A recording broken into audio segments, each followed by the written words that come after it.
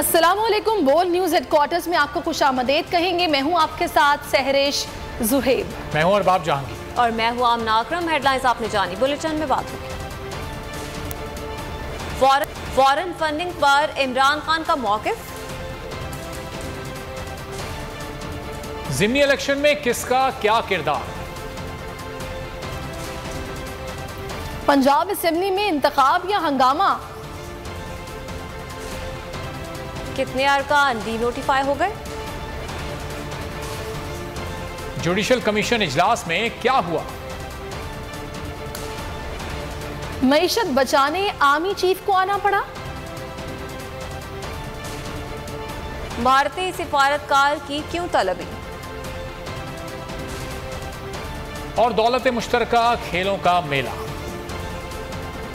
Chairman PTI Imran Khan की, जिन्होंने तीनों जमातों की फॉरेन फंडिंग का फैसला एक साथ सुनाने का मुतालबा कर दिया। टीवी इंटरव्यू में इमरान खान ने कहा, पाकिस्तान में ठगों का सरमायादाराना निजाम है। ये लोग बड़े बिजनेसमैनों को साथ मिलाकर हुकूमत में आते हैं, पैसा बनाते हैं। ये लोग फिर इन्हीं बिजनेसमैनों से पैसा लेते हैं और फंड करा लेते हैं। फाइनेंशियल टाइम्स के आर्टिकल पर उनका कहना था कि शौकत खानम के लिए हर साल 9 अरब रुपए जमा होते हैं। आरिफ नकवी को 20-25 साल से जानता हूं। आरिफ नकवी पाकिस्तान के लिए काम कर रहा था। शौकत खानम को फंडिंग की। आरिफ नकवी ने 2012 में पीटीआई के लिए 2 फंड डिनर्स का एहतमाम किया। हमारे पास 40,000 डेटाबेस है जिनमें डोनर्स ने फंडिंग की है। पीपल्स पार्टी, पीएमएलएन और हमारे इकट्ठे फंड रेजिंग के केसेस सुनो। मैं क्यों कहता हूँ? क्योंकि मुझे पता है इनके पास डेटाबेस ही नहीं है। इनसे पूछे तो सही कि आप पैसे कैसे इकट्ठे करते थे। बड़े बड़े बिजनेसमैन को साथ मिलाते हैं, गवर्नमेंट में आते हैं, उनके साथ मिलकर पैसा बनाते हैं और उनसे वो पैसा मिलके जो बनाते हैं उसी से इनसे पैसे ले लेते हैं। इसको कहते हैं क्रोनी कैपिटलिज्म। और ये पैसे कैसे बनाएंगे? कॉन्ट्रैक्ट्स के ऊपर। वो पैसे कौन देगा? पाकिस्तान की अवाम। चोरी करते हैं पाकिस्तान की अवाम से पैसा और इकट्ठे मिलकर और उसी से फंड करवा लेते हैं। और हमारी पार्टी पहली है जिसने पॉलिटिकल फंड रेजिंग से पैसे इकट्ठे किए। हमारे पास 40,000 डेटाबेस है जिन डोनर्स ने हमें पैसे दिए हुए। शौकत खानम के लिए आप ये सोचेंगे हर साल तो 9 अरब रुपया इकट्ठा करता हूँ।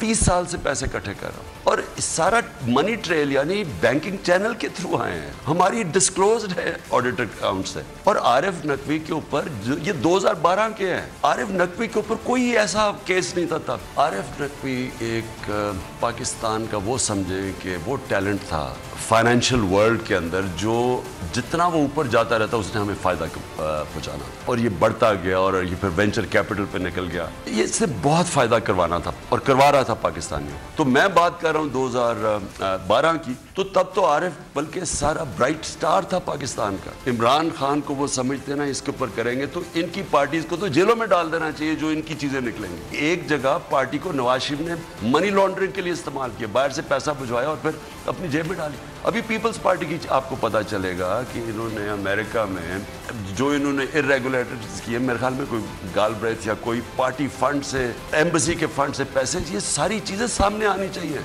पता तो चले कि कौन सी पार्टी इस मुल्क के अंदर प्रॉपर पॉलिटिकल फंड रेजिंग करती है और कौन सी पार्टी इसको पता ही नहीं है फंड रेजिंग होती। तीनों जमातों की फंडिंग का फैसला इकट्ठा आना चाहिए। तहरीके इंसाफ के रहनुमा चौधरी फवाद ने बड़ा मुतालबा कर दिया। अपने ट्विटर पैगाम में कहा कि पाकिस्तानियों का हक है कि उन्हें मालूम होना चाहिए पीपल्स पार्टी और नून लीग को पैसे कौन भेज रहा है। फारूक हबीब ने लिखा कि इलेक्शन कमीशन अपने दायरा कार के तहत ममनुआ फंडिंग केस सुन रहा है। हमारी फंडिंग ममनुआ और ना ही अभी ममनुआ फंडिंग साबित हुई। 15 दिन में रेफरेंस सुप्रीम कोर्ट जाता है तो फॉरेन फंडिंग का फैसला करती है। जबकि शहबाज गिल ने भी ट्वीट दागा लिखा कि पीटीआई के तमाम फंड्स का रिकॉर्ड इलेक्शन कमीशन को जमा करवाया जा चुका है। अदालत हुक्म के मुताबिक नून और पीपी अपना रिकॉर्ड तलब करने के बावजूद क्यों जमा नहीं करवा रहे। जाहिर है भत्ते की पर्चियां रिकॉर्ड में जमा कैसे करवाएंगे। बहुत नाजुक सूरत हाल है। बौखलाहट का शिकार हुकूमत को कुछ ना सूझी तो ममनुआ फंडिंग केस का फैसला सुनाने का मुतालबा ले आई। शाहिद खाकान अब्बासी ने एक बार फिर ममनुआ फंडिंग केस का फैसला जल्द सुनाने का मुतालबा कर दिया। कहा, जब आप किसी गैर मुल्की कंपनी से पैसा लेते हैं तो आप मुल्क नहीं कंपनी के मफाद में काम करते हैं। कानून के मुताबिक बैरून मुल्क से लिए गए पैसे का बताना पड़ता है। शर्जील मेमन बोले, वज़ीर आज़म फॉरेन फंडिंग के मामले पर GIT बनाएं। GIT जल्द अज जल्द रिपोर्ट पेश करे। फाइनेंशियल टाइम्स की रिपोर्ट के बाद PTI ने कोई जवाब नहीं दिया। PTI जुर्रत पैदा करके रिपोर्ट अदालत में चैलेंज करे। का वो इलेक्शन कमीशन में ज़ेर समात है। इंसाफ का तकाजा ये होता है कि जब कोई मसला हो उस पर फौरी तौर पर जो भी कानून है, जो भी तरीकाकार है, उसके तहत कार्रवाई की जाए। और किसी जमात को ये इख्तियार हासिल नहीं है कि वो किसी फॉरेन कंपनी से फंडिंग हासिल कर सके। गुजारिश करता हूँ वज़ीर आज़म पाकिस्तान से मियां शहबाज शरीफ साहब, फौरी तौर पर तमाम चीजों को मिलाकर एक हाई लेवल GIT बनाई जाए। और फाइनेंशियल टाइम की कोई भी खबर आज दिन तक कभी बाउंस नहीं हुई। अब इस रिपोर्ट के बाद कोई एक भी क्लेरिफिकेशन नहीं आई PTI की जानिब से। इमरान नियाजी फौरी तौर पर अगर इखलाक की जरूरत है तो फाइनेंशियल टाइम की इस खबर के खिलाफ बरतानिया में जाके केस दाखिल करो। मौजूदा हुकूमत पर IMF समेत किसी को एतमाद नहीं। क्या हम इतने कमजोर हैं कि IMF के लिए अमेरिका को मदद के लिए फोन करेंगे? ये आर्मी चीफ का काम नहीं। ये लोग इलेक्शन से डरे हुए हैं। पाकिस्तान में शफाफ इलेक्शन होंगे तो रिजीम चेंज रिवर्स होगा। चेयरमैन तहरीक इंसाफ इमरान खान ने बता दिया। इंटरव्यू में कहा, मरियम नवाज खुद कहती हैं लंगड़ी लूली हुकूमत है तो इलेक्शन करा दें। पाकिस्तान के अवाम ने रिजीम चेंज को मुस्तरद कर दिया है। कोई तो जिम्मेदार होगा जिसने इस साजिश को कामयाब होने दिया। बंद कमरे में जो फैसले होते हैं सही मायनों में मुशावरत नहीं होती। एजेंडे के तहत मुशावरत मिल रही होती है। सब कुछ सियासी अदम इस्तेहकाम की वजह से ही नीचे जा रहा है।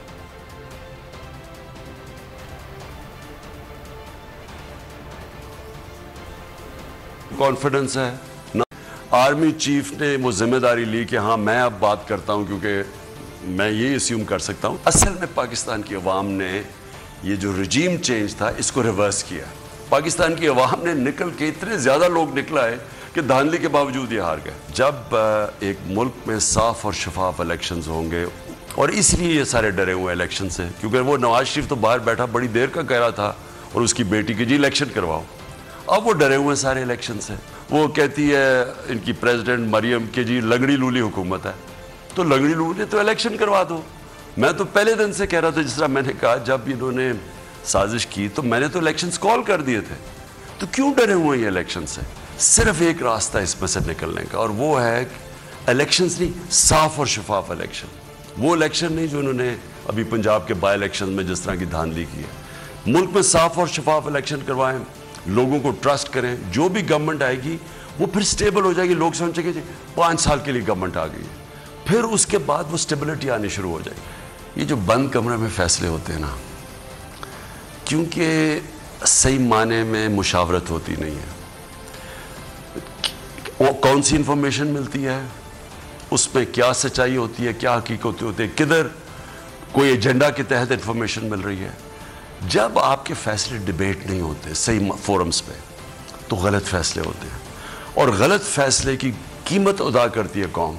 जैसी पॉलिटिकल अनस्टेबिलिटी बढ़ी तो इकॉनमी नीचे बैठनी शुरू हो गई, और क्योंकि इकॉनमी को सबसे ज़्यादा पॉलिटिकल स्टेबिलिटी चाहिए, और जब मुश्किल हालात हो, एनवायरनमेंट मुश्किल हो, तो उसमें तो और ज़्यादा होता है कि आप पॉलिटिकल स्टेबिलिटी रखें, कि पॉलिटिकल स्टेबिलिटी वापस लेके आओ, और वो सिर्फ तब आ सकती है साफ और शफाफ इलेक्शन। यहाँ पर आपको हम खबर देंगे, पंजाब असेंबली के स्पीकर का इंतखाब और सिप्तान खान स्पीकर पंजाब असेंबली मुंतखब हो गए हैं। पाकिस्तान तहरीक इंसाफ की जानिब से उम्मीदवार थे सिप्तान खान, जो कि अब स्पीकर पंजाब असेंबली मुंतखब हो गए हैं। नून लीग और पाकिस्तान तहरीक इंसाफ की जानिब से स्पीकर पंजाब असेंबली की नुमाइंदे खड़े किए गए थे, और अब सिप्तान खान स्पीकर पंजाब असेंबली मुंतखब हो गए हैं। जाफर बिन यार से मज़ीद तफसीलात जान लेते हैं। बताइएगा जाफर बिन यार, क्या सूरत हाल रही इस इंतखाब के दौरान? जी बिल्कुल, पाकिस्तान तहरीक इंसाफ और काफली के हमायत पंजाब असेंबली मुंतखब हो गए हैं, और इनके मुकाबले में मुस्लिम लीग नून की जानिब से सैफ खोकर, तो यही कहा जा रहा था क्योंकि काफ लीग और PTI की जो अक्सरियत है तकरीबन 186 से जायद इनकी निश्चित से कहा जा रहा था तकरीबन 187-88 लोग इनके मौजूद है। इनकी जीत यकीनी थी, लेकिन उसमें थोड़ा सा ये भी शोर उठा कि शायद नून लीग की जानिब से कुछ किया जाएगा, एक सरप्राइज दिया जाएगा, क्योंकि ये खुफिया रायशुमारी होनी थी और इस पर नून लीग के लोग काफी कुछ बड़ा करेंगे। लेकिन अब बताया जा रहा है कि सिप्तान खान जो है स्पीकर पंजाब असेंबली मुंतखब हो गए, और उनको जो पाकिस्तान तहरीक इंसाफ काबली की हमायत हासिल थी और तमाम उनको वोट पड़े, और इसके बाद जो अगला लाएअमल होगा डिप्टी स्पीकर के खिलाफ अदम एतमाद लानी होगी, और उस पर भी इंतखाब होगा। लेकिन पहला मरला मुकम्मल हो गया और पंजाब स्पीकर असेंबली में जो स्पीकर होंगे वो सिप्तान खान होंगे। जी ठीक है, पंजाब असेंबली के स्पीकर अब सिप्तान खान हो गए। अगला मरहला होगा डिप्टी स्पीकर के अदम एतमाद का। बहुत शुक्रिया जाफर बिन यार आपका। पंजाब असेंबली का इजलास जारी था। सैफुल मुलूक खोखर और सिप्तान खान के दरमियान ये मुकाबला था स्पीकर पंजाब असेंबली की नशिस्त के लिए, और अब पाकिस्तान तहरीक इंसाफ के उम्मीदवार सिप्तान खान ये नशिस्त जीत चुके हैं और अब वो पंजाब असेंबली के स्पीकर होंगे। स्पीकर पंजाब असेंबली का इंतखाब आज जारी था और हमने ये भी देखा कि बीच में कुछ ये सूरत हाल पैदा हुई कि अपोजिशन की जानिब से हुल्लड़बाजी भी की गई, शोर शराबा भी किया गया, लेकिन उसके बावजूद पाकिस्तान तहरीक इंसाफ ये नशिस्त ले उड़ी है और अगला मरहला होगा डिप्टी स्पीकर दोस्त मज़ारी के खिलाफ अदम एतमाद का। पाकिस्तान तहरीक इंसाफ की जानिब से ही उन्होंने इंतखाब लड़ा था और उन्हीं की सीट पर वो डिप्टी स्पीकर भी मुंतखब हुए थे, लेकिन अब पाकिस्तान तहरीक इंसाफ की जानिब से ये फैसला किया गया था कि उनके खिलाफ भी अब अदम एतमाद लाई जाएगी। पहला मरहला मुकम्मल हो गया है और सबसे ज़्यादा वोट सिप्तान खान जो कि पाकिस्तान तहरीक इंसाफ के उम्मीदवार थे उन्हें पड़े, और बीच में ये भी खदशात जाहिर किए जा रहे थे कि शायद नून लीग कोई टर्न ले सकती है और अपना उम्मीदवार जितवा सकती है, लेकिन सूरत हाल यकसम मुख्तलिफ रही और पाकिस्तान तहरीक इंसाफ के नुमाइंदे सिप्तान खान अब स्पीकर पंजाब असेंबली होंगे। पंजाब असेंबली का इजलास सैफ खोखर ने पोलिंग बूथ से बुक उठाकर हवा में उछाल दी। उम्मीदवार स्पीकर पंजाब असेंबली सैफुल मलूक खोखर ने इलेक्शन मानने से इनकार कर दिया। सैफुल मलूक खोखर 4 बैलेट पेपर फाड़कर साथ ले गए। प्रिजाइडिंग ऑफिसर वसीम खान को चंद मिनट के लिए पोलिंग रोकना पड़ी। सिक्योरिटी को भी तलब किया गया। लीगी एमपीएस की पोलिंग बूथ के आगे जमा होकर नारेबाजी भी देखी गई। लीगी रहनुमा राना मशहूद और रुखसाना कौसर ने वोट कास्ट करते हुए वोट की तस्वीर बना ली। पैनल ऑफ चेयरमैन ने राना मशहूद को वोट कास्ट करते हुए तस्वीर बनाने पर मना कर दिया, मगर वो बाज ना आए।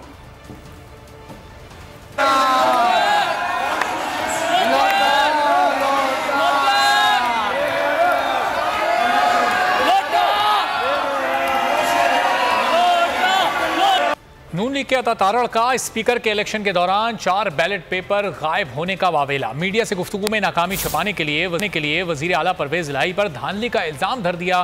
खिसियानी बिल्ली खंबा नोशे के मिज़दाद बोले स्पीकर का इंतखाब दोबारा कराया जाए, उम्मीद करते हैं हमारे लिए भी अदालत रात को खोली जाएगी। सुप्रीम कोर्ट की रूलिंग्स, हाई कोर्ट की रूलिंग्स और आईने पाकिस्तान के तहत खुफिया राय शुमारी के तहत होने वाले इलेक्शन में वोटर की शनाख्त के लिए लगाए गए सीरियल नंबर जो बैलेट पेपर पर और काउंटर फॉइल पर मौजूद हैं, ये गैर आईनी फेल है, धांधली का एक मंसूबा है। इलेक्शन बड़ा पुरअमन जा रहा था। हमारे एक रुकन ने ये बात उठाई कि वो जब वोट डालने गए तो जो पीटीआई के अरकान और काफ लीग के अरकान को बैलेट पेपर जारी किए जा रहे थे, उस बूथ से उन्होंने बैलेट पेपर जारी करवाया तो देखा कि बैलेट पेपर के ऊपर भी नंबर दर्ज और काउंटर फॉइल पे भी नंबर दर्ज। तो ये इलेक्शन आईनी तौर पे कलअदम है और आज रात अगर कोर्टों को खोलने की सदा करनी पड़ी तो अगर उनके लिए कोर्ट खुल सकती है तो हमारे साथ ज्यादती हुई हमारे लिए भी कोर्ट खुल सकती है। और ऑपोजिशन इलेक्शन हार गई। अता तारड़ ने 4 बैलेट पेपर्स गायब करने का झूठ बोला। हमजा शहबाज ने धांधली की कोशिश की। फयाजुल हसन चौहान ने पंजाब असेंबली के अंदर का हाल बयान कर दिया। मीडिया से बात करते हुए कहा कि हमजा शहबाज ने अपने अरकान को हिदायत दी कि नून लीगी खातून ने पैनल ऑफ चेयर से कॉपी छीनकर 4 बैलेट पेपर्स फाड़ दिए। पैनल ऑफ चेयर ने खातून से कॉपी वापस ली जिसमें 4 बैलेट पेपर्स नहीं थे। पूरे ऐवान ने देखा कि बैलेट पेपर किसने फाड़े। तारड़ ग्रेड 16 के मुलाजम जिसने पिछले 5 साल टन्योर में अपने दादा अब्बू की अल्लाह पाक उन्हें जन्नतुल फिरदौस में जगह दे, लेकिन जो उनकी आला और अरफा करप्शन, पद्यांती, रिश्वत, ब्राइबरी, खरीदो फरोख्त, जजों की खरीदो फरोख्त की जो कुर्बानियाँ थीं, जो सलाहियतें थीं, उसके रिवार्ड में जो ग्रेड 16 इसको शहबाज शरीफ ने अपने असम्बली सेक्रेटेरिएट पे दिए रखा और उसके बाद अब पिछले 3.5 साल से अपना ज़ाती मुलाजिम और पपड़ बना के रखा। उस झूठे और काजिब शख्स ने यहाँ पर खड़े होकर इसी जगह पे खड़े होकर कहा कि पीटीआई के लोग जनाब 4 बैलेट पेपर गायब कर गए और सहाफ़ियों की गैलरी के अंदर बैठे हुए 600-700 अफराद ने अपनी आंखों से देखा कि बदमाशी किसने की, गुंडागर्दी किसने की, बैलेट पेपर की कापी किसने छीनी, किसने उछाल के जो है वो अपने कैंप की तरफ और अपनी गैदरिंग की तरफ और अपने बेंचों की तरफ फेंकी, किस फिर मेंबर खातून ने नून लीग की किस अंदाज से जो है उस कापी को काबू करके छुपाया। वज़ीर आला पंजाब चौधरी परवेज इलाही ने काबीना की तश्कील पर गौर शुरू कर दिया। फवाद चौधरी को वजारत इत्तलात मिलने का इम्कान। वज़ीर दाखिला के लिए उमर सरफराज चीमा के नाम पर गौर किया जा रहा है। राजा बिशारत को वजारत कानून का कलमदान मिल सकता है। में वज़ीर आला के बाद काबीना की तश्कील का मरहला। PTI और काफ लीग ने वज़रा की लिस्ट तैयार कर ली। सूबाई काबीना में बुज़दार हुकूमत के कई वज़रा शामिल होंगे। काबीना की तश्कील के लिए PTI और काफ लीग के सीनियर रहनुमाओं के नाम सामने आ गए। फवाद चौधरी को वजारत इत्तलात मिलने का इम्कान। वज़ीर दाखिला के लिए उमर सरफराज चीमा के नाम पर गौर। राजा बशारत को वजारत कानून का कलमदान मिल सकता है। हाशिम जवां बख्त फिर हो सकते हैं खुशबख्त। खजाने की चाबी मिलने का इम्कान है। मियां असलम इकबाल, मियां महमूदुर रशीद, चौधरी ज़हीरुद्दीन और डॉक्टर यास्मीन राशिद भी फहरिस्त में शामिल हैं। हाफिज मोहम्मद मुमताज, समीउल्लाह चौधरी, यासिर हुमायूं राजा, सरदार आसिफ नकई और हाफिज अम्मार यासिर को भी वजीर बनाए जाने का इम्कान है। हतमी फैसला चेयरमैन तहरीक इंसाफ इमरान खान के साथ मुशावरत के बाद किया जाएगा। अभी वक्त तो एक ब्रेक के बाद देखिए बलूचिस्तान में तबाही के मनाज़िर। पेट्रोल कितना महंगा करने का मंसूबा।